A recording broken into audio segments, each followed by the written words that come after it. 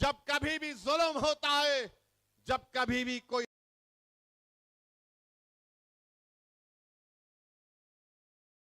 کو سزا دے رہے ہیں، اس لیے کہ 2024 میں ہم نے مودی کے 370 کے خواب کو چکنا چور کر دیا، اس کو ملیا مٹیا ملیٹ ملا دیا۔ اس لیے مودی اب کہہ رہے ہیں کہ مسلمانوں کے پیچھے پڑ جاؤ، میں وقف کا قانون لاؤں گا، میں بلڈوزر سے۔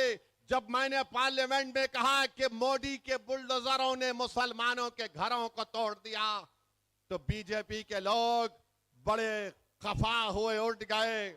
میں نے کہا کہ تمہارے یہاں پر اتنی بڑی تعداد میں کھڑے ہو کر پکارنے سے تم میری زبان کو بند نہیں کر سکو گے۔ تم یہاں پر 240 ہو، مگر یاد رکھو میں 19 کروڑ عوام کا ایک غلام بن کر، ان کی زبان بن کر تمہارے سامنے ان کے انصاف کی بات کرنے آیا ہوں۔ میں پارلیمنٹ کو اس لیے نہیں گیا کہ وہاں پر بیٹھ کر مودی کے بھاشن کو سنو، میں پارلیمنٹ کو اس لیے نہیں آیا کہ تم ظلم کے بنیاد پر قانون کو بناؤ گے تو ہم اپنی زبانوں کو بند کر لیں گے، تم اسلام اور بھارت کے سمویدھان کے خلاف کچھ کہو گے تو اسد الدین اویسی تمہارے سامنے کھڑا ہو کر انصاف کی بات کرتا آیا ہے اور کرتا رہے گا۔ تم نے امتیاز جلیل کی کامیابی کو روکا، میں اکیلا ضرور ہوں، مگر میں اکیلا انفرادی طور پر ضرور ہوں، مگر میرے ساتھ ہزاروں کروڑوں نوجوانوں کی، بزرگوں کی دعائیں میرے ساتھ ہیں۔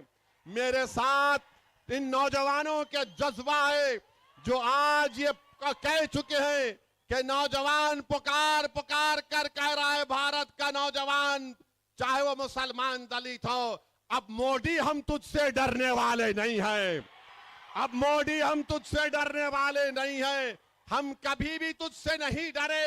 ارے ہم وہ ہیں مودی جو صرف اللہ سے ڈرتے اور کسی کے مائکا لال سے نہیں ڈرنے والے ہم ہیں۔ میرے عزیز دوستوں اور بزرگوں، میرے نوجوانوں، آج آپ کو اپنے اتحاد کو اور مضبوط کرنا پڑے گا۔ بھارت میں ہم دیکھ رہے ہیں کیا ہو رہا ہے۔ لاتور مہاراشٹرا میں ایک شخص 2 ویلر پر جا رہا ہے، اپنی بیوی کے ساتھ، اپنے چھوٹے بچے اور بیٹے کے ساتھ، رانگ سائیڈ سے گاڑی آتی ہے، اس کو ٹکر مارتی ہے۔ یہ شخص کہتا ہے کہ ارے بھائی آپ رانگ سائیڈ آ کر ہم کو ٹکر مار دیے، ذرا دیکھ کر چلانا تھا۔